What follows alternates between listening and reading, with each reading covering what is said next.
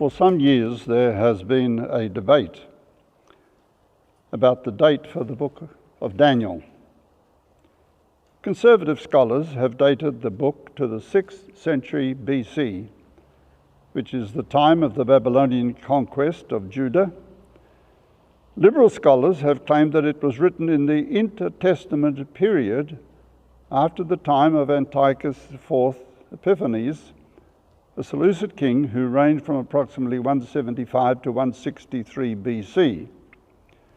He was the 7th king in the Seleucid line. His reign was therefore in the time of the Maccabees. Most liberals have a pantheistic concept or worldview which does not allow for miracles to occur. Therefore, they do not accept prophecy, as prophecies constitute a form of miracle. They thus try and claim that the book of Daniel and his prophecies are accounts of historical events that had already transpired, and that the writer was recording history and tried to pass it off as writing of prophecies, when in fact they were not.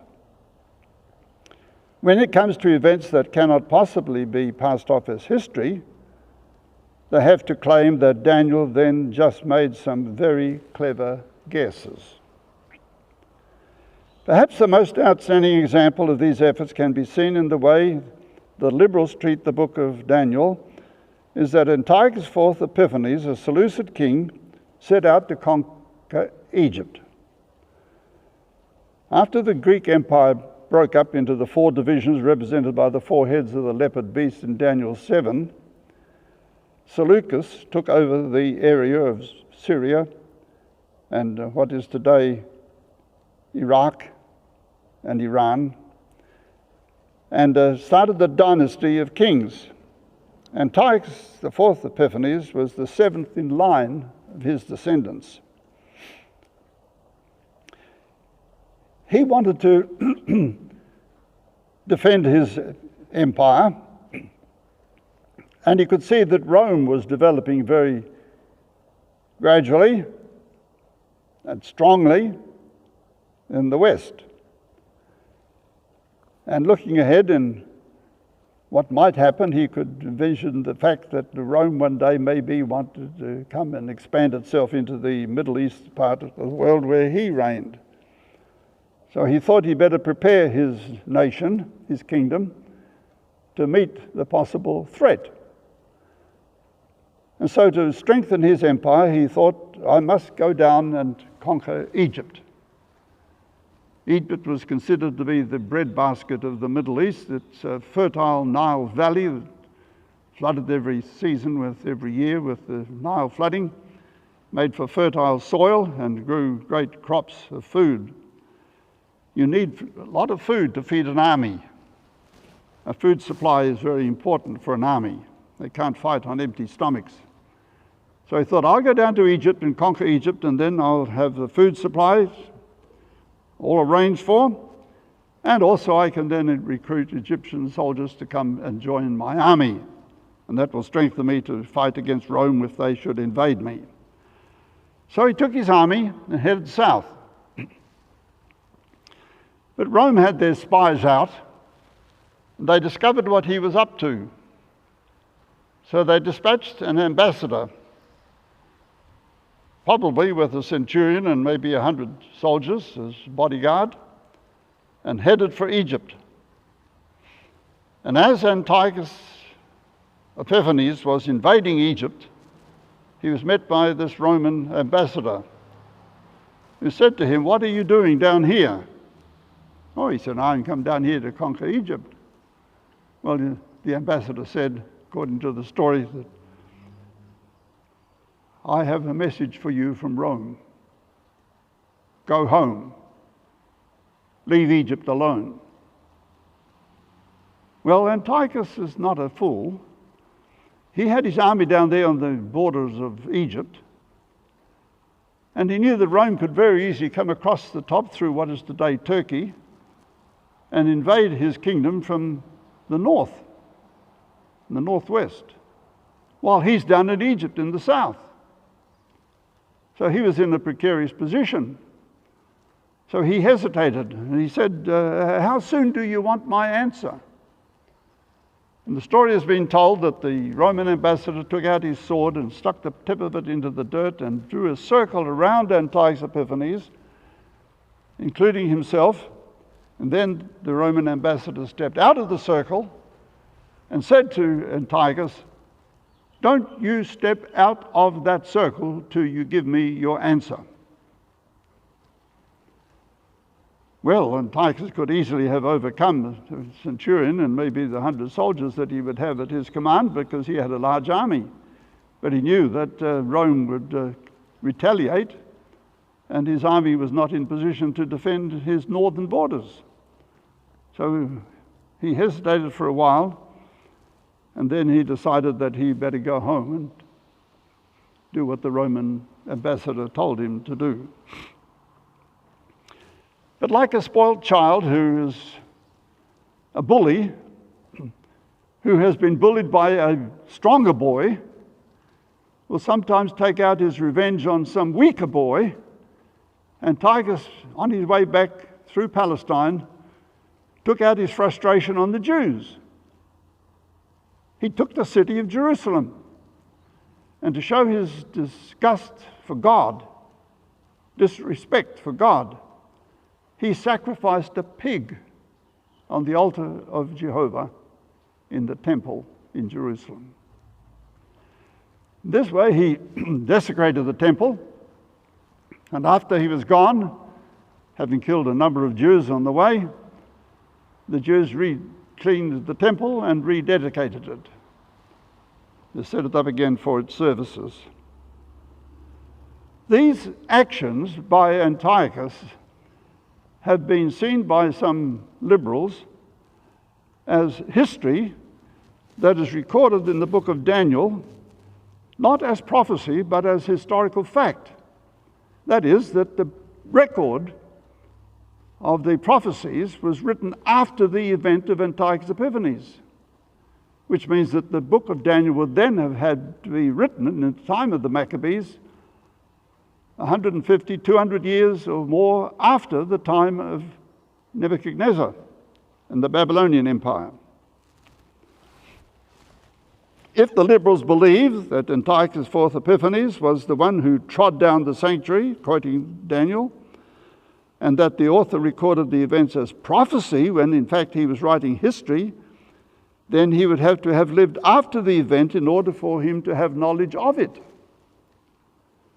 Since the book of Daniel is in the Septuagint, that is the Greek translation of the Old Testament, the dates for the preparation of this translation of the Hebrew Old Testament into Greek is vital as to the date as to when Daniel itself was written.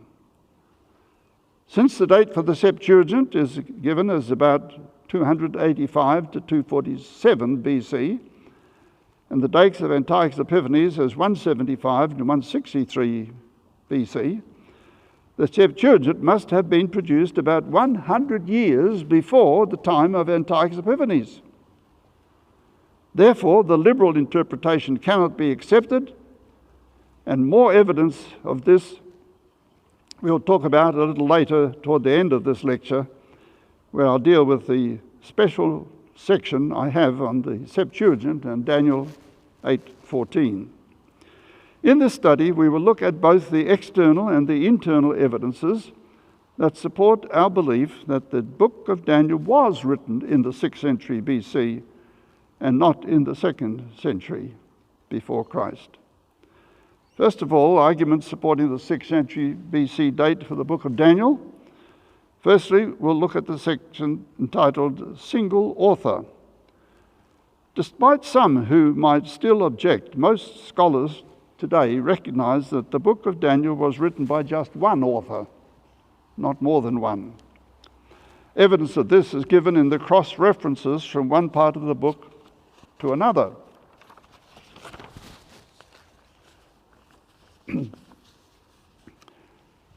Let's look at some external evidences. Daniel is included in the Septuagint, as we have just noted, which was made by Jews in Alexandria around the 2nd and 3rd century before Christ. The book of Daniel is represented in the Dead Sea Scrolls. It's interesting to note that the Dead Sea Scrolls version of Daniel shows the change over from the Hebrew to the Aramaic languages in Daniel chapter 2 and verse 4. And thirdly, Matthias, the father of the 5 Maccabean brothers who rebelled against the authority of the Seleucid kings, urged them to be faithful, as were the 3 Hebrews mentioned in Daniel chapter 3. And as Daniel was in the lion's den, Daniel chapter 6, this is recorded in the book of 1 Maccabees 2, verses 59 and 60. So Daniel's book was known and accepted as genuine at that time.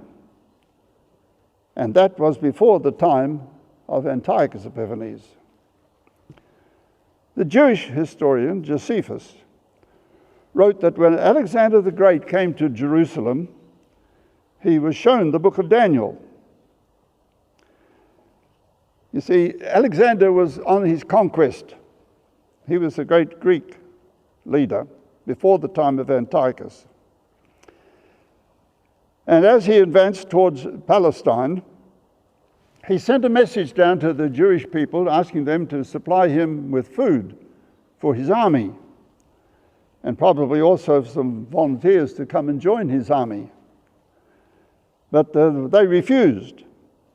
So he said, I will go and attack Jerusalem and punish them for defying me. You read about this in the book, The Complete Works of Flavius Josephus, The Antiquities of the Jews, book 11, chapter 8, paragraph 5 on page 244. That's the reference for it. As he approached Jerusalem, the story is told that he camped one night just before he reached the city, and in the early morning planned to attack the city. But during the night, he had a dream. In this dream, he saw himself approaching the walls of Jerusalem, and the gates of the city opened. And out of the gate came the high priest, dressed in his high priestly robes, followed by a group of other priests in their robes, then followed by a group of civilians behind them, all in peace, not in armor for conflict. Well, he probably just dismissed the dream as some strange phenomena and took not much notice of it.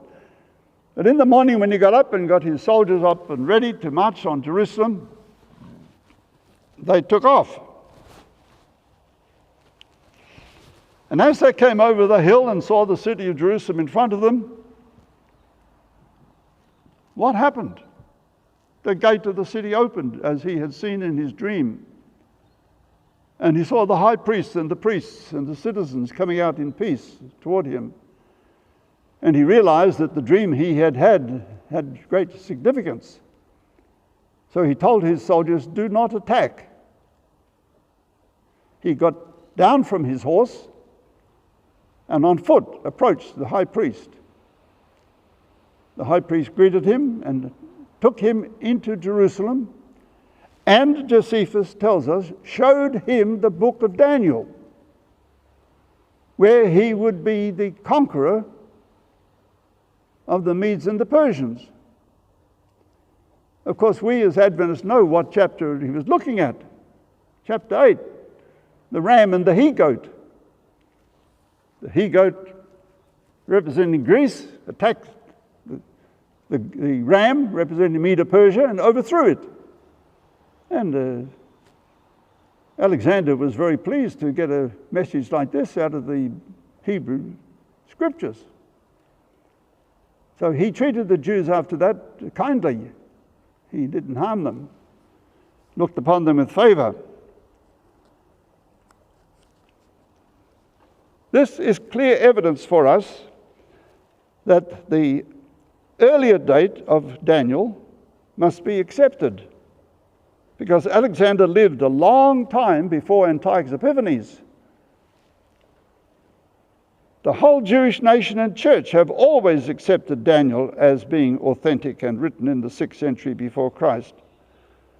For example, the Targums, translations or paraphrases of portion of the Old Testament into Aramaic, and the Talmud, the body of Jewish civil and canonical law, containing text and commentary, frequently appealed to Daniel's authority. And it's interesting that Jesus himself referred to Daniel and called him a prophet in Matthew chapter 24, verse 15. Now let me divert and tell you a personal story. When I was working in New Zealand, I went to a home to give a Bible study, but I was not going to give the study. You see, a colporteur had found a home where he thought that we could make an entrance for studies and invited me to go along with him. I told this colporteur, you found the interest, you must give the study. Don't push me forward to give the study. You made the contact, they know you, they don't know me. I'll just be there and support you. So when we arrived, we sat down for the study, and the colporteur said, we're going to study a prophecy from the book of Daniel. Going to do the great image of Daniel 2. And the lady of the house said, Daniel's not a prophet. Just like that. Well, immediately I knew where she was coming from, because I was aware of the fact that the scholars, modern scholars, are saying Daniel didn't write it. Written by an unnamed Jew in the time of the Maccabees, after the time of Antiochus Epiphanes, and pretending it was a prophecy and forging Daniel's name. And the colporteur, when he heard her say that Daniel's not a prophet, he said, oh no, Daniel is a prophet. No, she said, I don't accept that. So he said, well, will you accept Matthew? She said, yes, I accept Matthew. So he said, well, turn to the book of Matthew.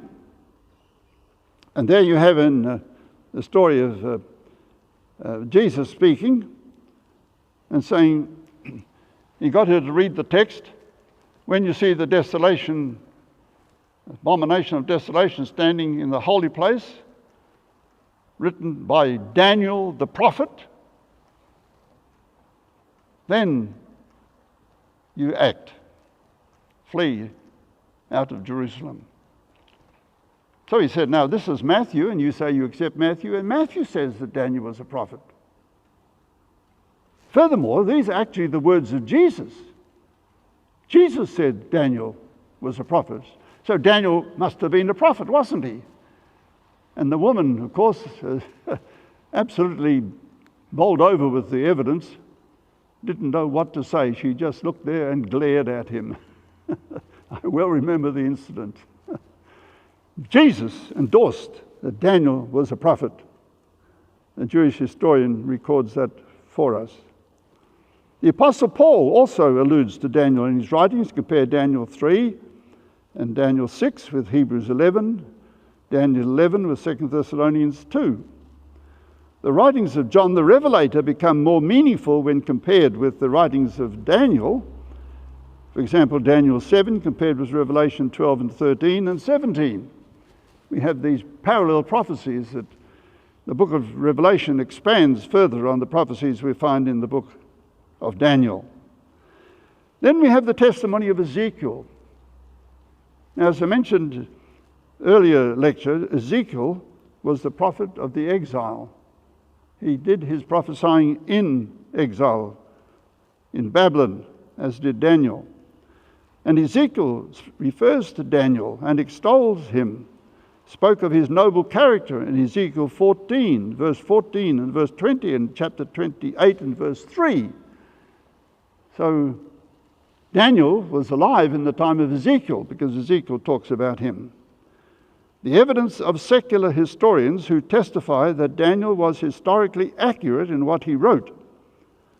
This point leads us now into what we could call internal evidences. That is evidences that come out of the book of Daniel itself. First of all, a strong line of evidence is found in the claims of the book that Daniel makes himself. Daniel writes in the first person. He said that he was told to preserve the book, chapter 12, verse 4. The fact that at times he wrote of himself in the third person does not mean that somebody else wrote it, for it was often the case that a writer wrote of himself in that way. Secondly, the literary unity of the book.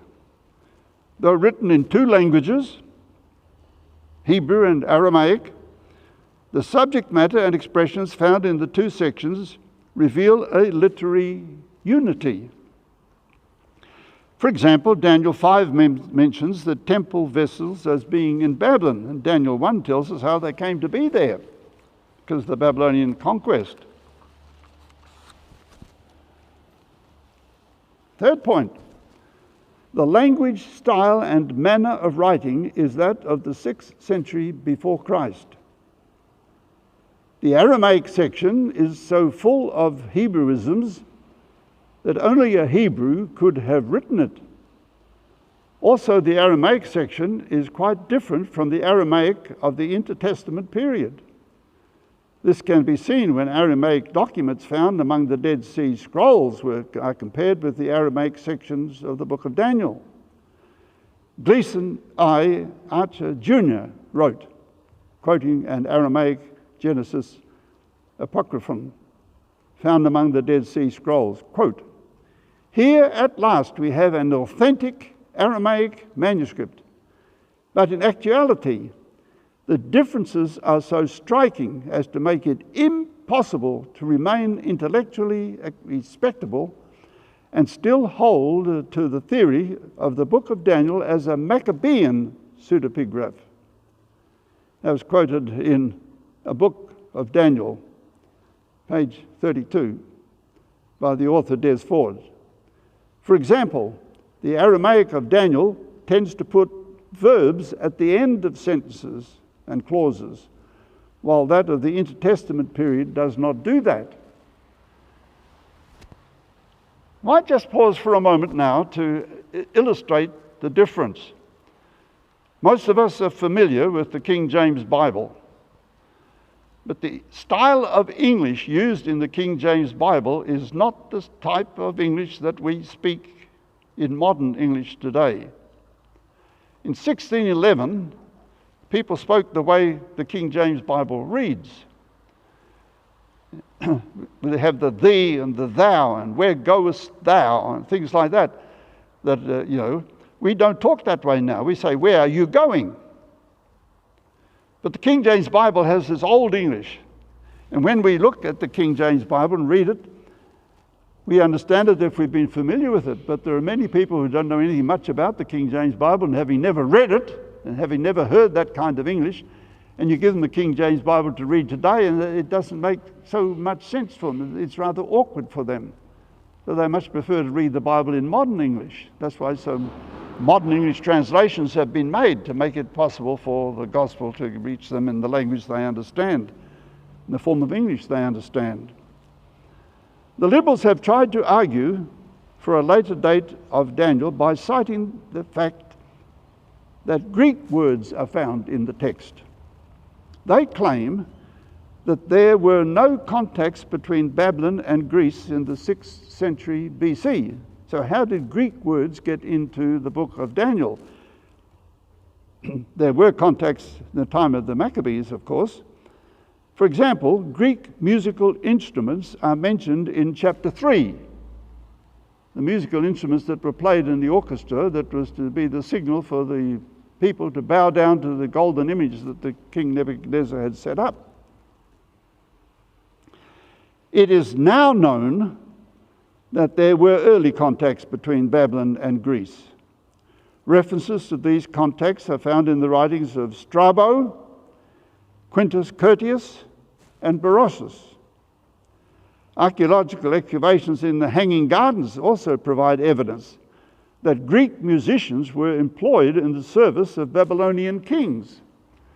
So in the 6th century BC, the Babylonian kings had apparently imported some Greek musicians to play music for the king and to form the orchestra that was played at the time when the 3 Hebrews were put into the fire. Daniel's historical accuracy and geographical accuracy is also an argument in favour of its early authorship. We have the mention of ration tablets under the Hanging Gardens that mention Jehoiachin, a king of Judah, by name and call him a king. That's in Jeremiah 52, 31 to 34. Archaeologists have dug up the ration tablets, as they're called, where it's recorded that the King Jehoiachin of Judah, who was a prisoner, was let out of prison and given rations of food from the king's storehouse, and was treated with favour by the Babylonian kings. Daniel 1 tells us that Daniel attained a high level of intellectual development and wisdom. Read that in Ezekiel 14, 13 to 14, and chapter 28, 2 to 3. Daniel 4 speaks of Nebuchadnezzar's madness when he acted like an animal for 7 years, eating grass and so on. This is a rare but recognized form of mental illness called lycanthropy or bovinanthropy. If you want to look those up in the internet, just Google them in your internet and you can read up about these diseases. They're known mental conditions where persons believe that they are an animal and act accordingly. Liberals point out that there is no known mention of this outside of the Bible. Therefore, they say it cannot be true. However, it was not the practice of ancient kings to record their misfortunes. I remember Dr. Siegfried Horn saying in archaeological lectures that I attended years ago when I was his student, ancient kings never recorded their misfortunes. He said if you read their annals, their tablets, they're always victorious, never lose a battle, never have a day's illness, never get a toothache or anything wrong with them. They never recorded their misfortunes.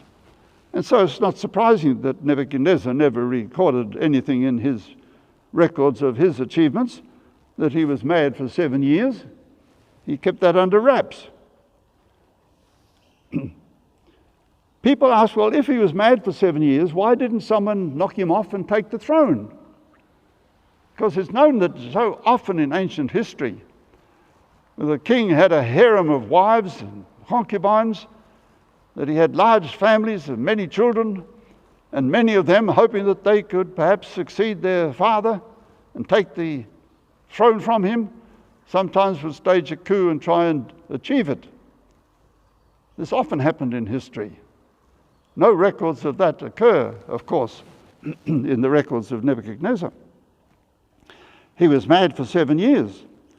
But we have an interesting story, because in 1 Samuel 21, verses 10 to 15, we have the story of David before he became king, when he was fleeing from King Saul, who sought to kill him.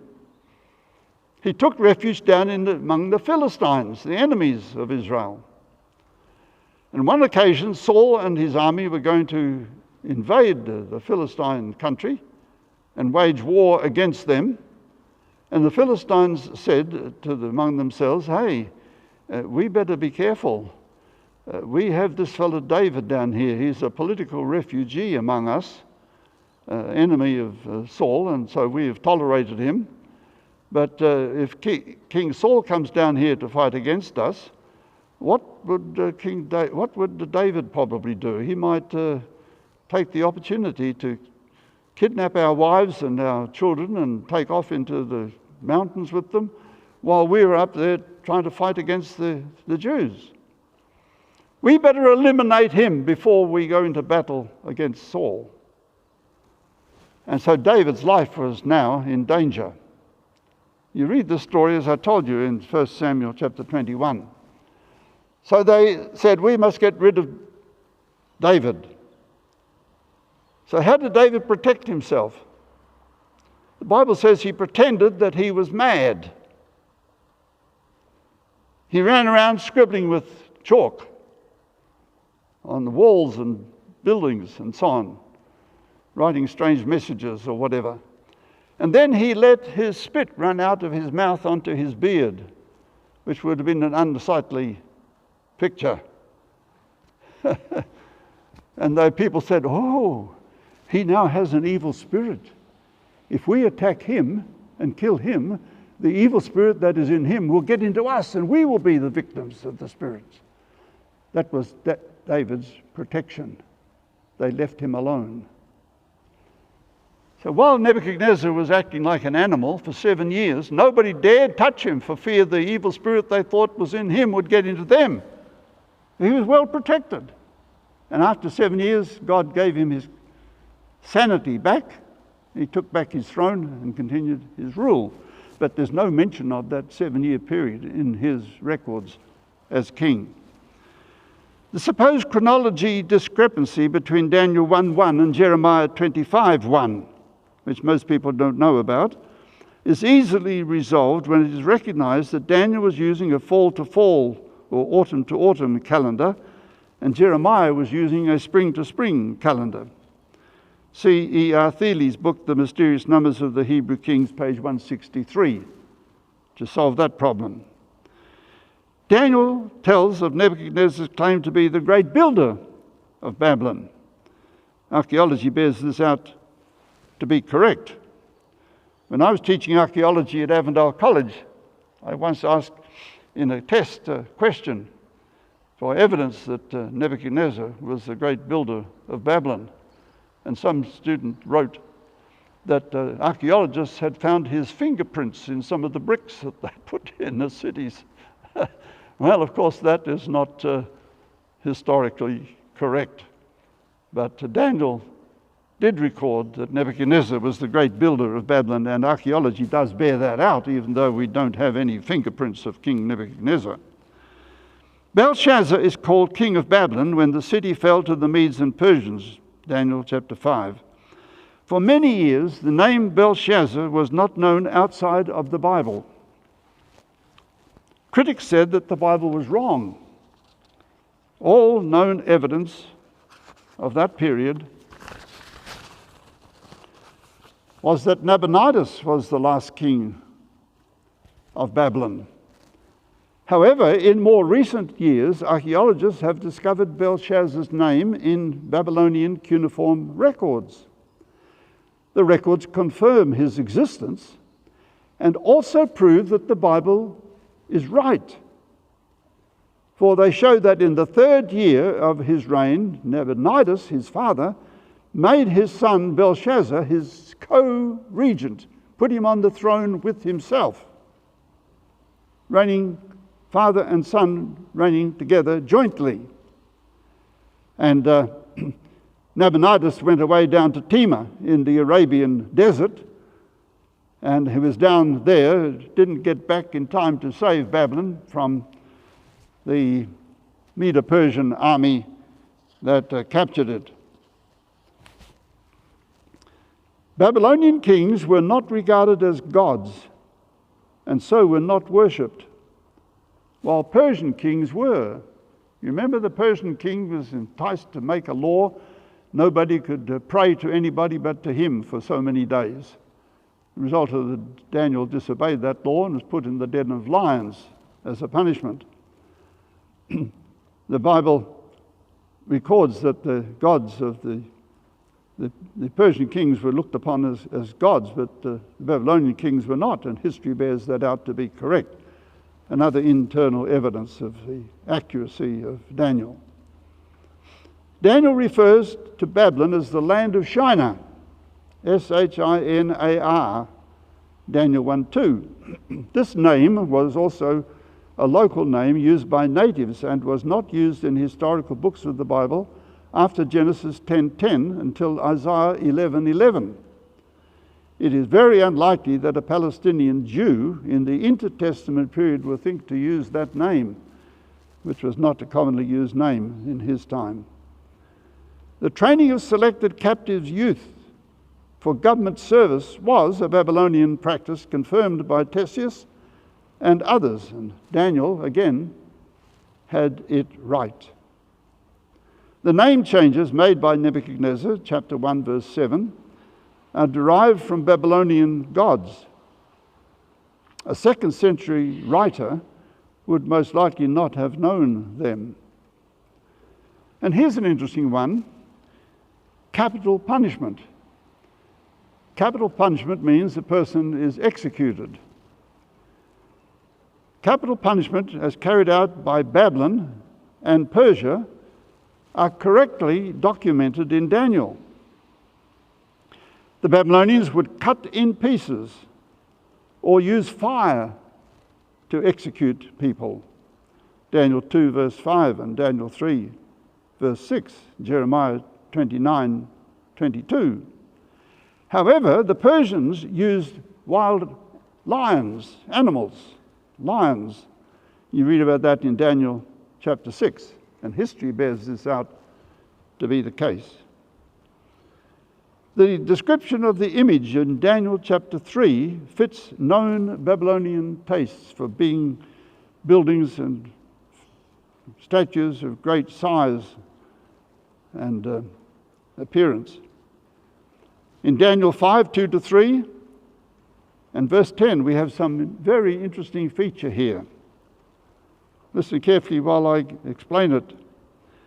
In this passage in Daniel 5, Belshazzar's feast, women were present. This was not the practice in Persian times. Note the story of Ahasuerus and Vashti.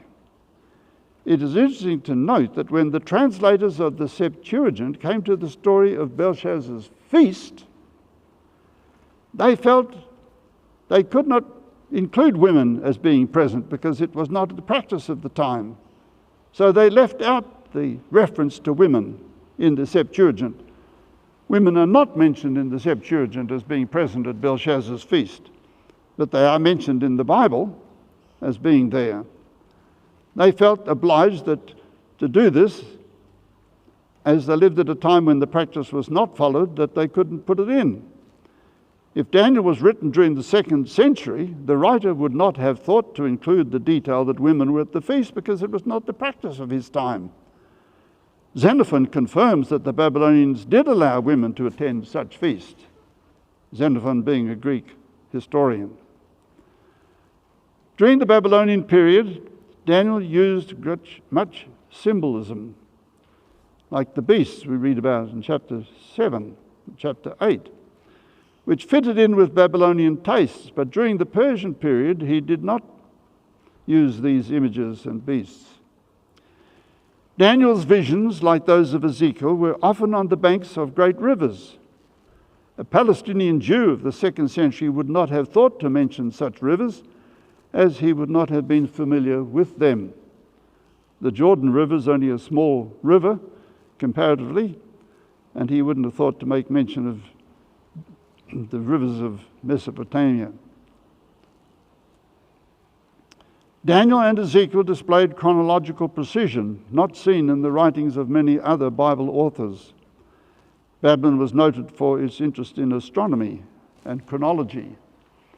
And I remember Dr. Siegfried Horn saying in the archaeology class in the seminary many years ago that the Persians and the Babylonians had such a high level of astronomy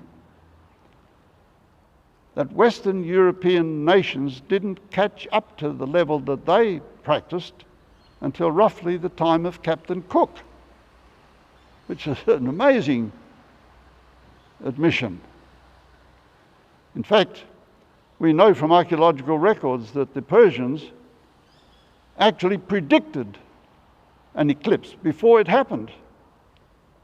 And archaeologists today confirm that that eclipse took place in the reign of Cambyses, Persian king. All this evidence leads to the conclusion that Daniel was written in the 6th century before Christ, and therefore the contents of the book does include true prophecies.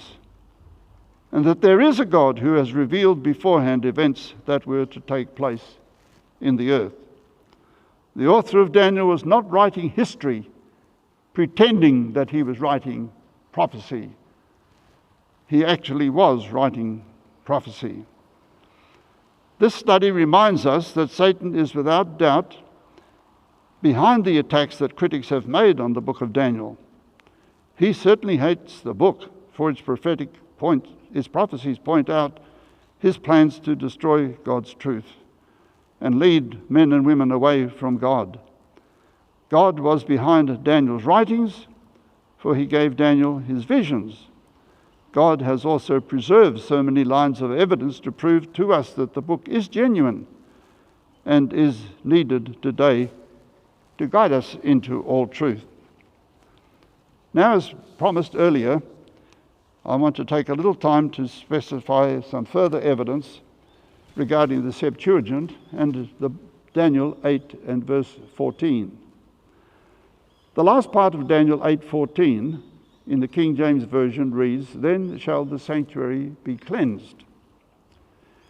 The Hebrew word translated cleansed in the King James Version is sadak. Some more recent versions have used the words restored, made right, justified, or vindicated, rather than cleansed. And in a later presentation, I will develop that theme much more. It is a well-recognized fact that in one language, a word may be translated in various ways in another language. And this fact can add additional meaning to the original. However, in recent years, some have turned away from the King James rendering cleansed, claiming that it is a mistranslation and that those who translate the King James Version were influenced by the Septuagint, which is the Greek translation of the Hebrew Old Testament, made in the intertestament period. The Septuagint, known by the abbreviation LXX, which is a Latin numeral for 70, used the Greek word katharisitai, which is definitely the Greek word for cleansed. Now, if a word can have more than one shade of meaning, we can perhaps illustrate it by a common English example. We all know the word frog. If I ask you, what is a frog? You would tell me a little amphibian that swims in the water, grows from a tadpole. Well, I can say I've got a frog in my throat. And that's a total different meaning, isn't it? It means that I have a little horse. I'm a little horse. Oh, that's another horse. Horses are also a four-legged animal. But the word frog is also used as part of a violin bow. It's also used as the hollow part of a brick. Many bricks used in buildings have got a hollow on one side and they fill it with mortar. All these bricks behind us here all have a hollow called a frog. The hollow part of a horse's hoof is called a frog. Where the railway lines cross over is called a frog. If a carpenter has an apron with a pouch in the front where he can put nails and tools while he's climbing up a ladder, that's called a frog. Frog has many shades of meaning in English. We have to use the context often to clarify which shade of meaning is meant when we see a word. But the Hebrew word katharisitai is the Greek word katharisitai is the Greek word for cleansed. Now, if you're going to ask the meaning of a word from another language, don't ask a Japanese man for the meaning of a German word. Don't ask a Frenchman for the meaning of a language from Swahili in Africa. Ask a person who speaks that language as his mother tongue what the word means, and you'll be on safe ground. So here we have an example in the Septuagint where scholars are translating the Bible into Greek language And the Hebrew scholars who translated the word sadak selected the Greek word cleansed to put it in the Septuagint text. So we don't have to apologize in any shape or form or manner for using the King James rendering of cleanse in Daniel chapter 8, verse 14, because it is supported by the Septuagint, which was produced by Jews. And Jews know the meaning of the word sadak. All right. In support of this supposition, it is claimed that the Hebrew scholars who translated the Septuagint used the word katharisitai because they thought that the prophecy was talking about the desecration of the temple by Antiochus Epiphanes, who offered a pig on the altar of God in the temple of Jerusalem, sometime between 176 and 164 BC, which are the years of his reign. Following this desecration, the temple was then cleansed and rededicated, as I mentioned earlier. This argument that the translators were influenced by the actions of Antiochus could only be true if the Septuagint was produced after the time of Antiochus. While some, trying to support their supposition, have tried to argue that the Septuagint was produced after the time of Antiochus Epiphanes, the weight of evidence tells us that it was produced during the reign of Ptolemy II Philadelphus, whose dates are given as 285 to 247 BC. This means that the Septuagint was produced about 100 years before the time of Antiochus Epiphanes, and that thus the Jewish scholars who translated it could not have been influenced by the events that took place 100 years later. Furthermore, if Jewish scholars who translated the Septuagint had, for some other reason or reasons, mistranslated the Hebrew word sadak, other Jewish scholars or even non-Jewish scholars would have objected and pointed that out. But there is no evidence at all that such objections were ever made in history. Objections of this nature have only been made in recent years by those who support the preterist view of the interpretation of Bible prophecy by claiming that Antiochus IV Epiphanes was the one who desecrated the temple and the Jews later cleansing it. This interpretation diverts attention away from the Bible teaching that the earthly sanctuary points to the heavenly sanctuary, and that the cleansing of the earthly sanctuary that was performed each year on the Day of Atonement, see Leviticus 16, points to the antitypical Day of Atonement when in the pre-Advent judgment the heavenly sanctuary would be cleansed and the records of the sins of God's people would be removed and placed on Satan, as we read in Leviticus 16, verse 21. For a deeper insight into this meaning of Daniel 8:14, I have a chapter dealing with that, which we will look at a later session. May God bless you as you continue your search for truth. If you enjoyed this presentation, it is from my series, The Gospel in the Setting of End Time Events. See all of these videos in the playlist shown now. Should you have any questions, feel free to contact your local Seventh-day Adventist minister or church. Please see the description below the video for more information.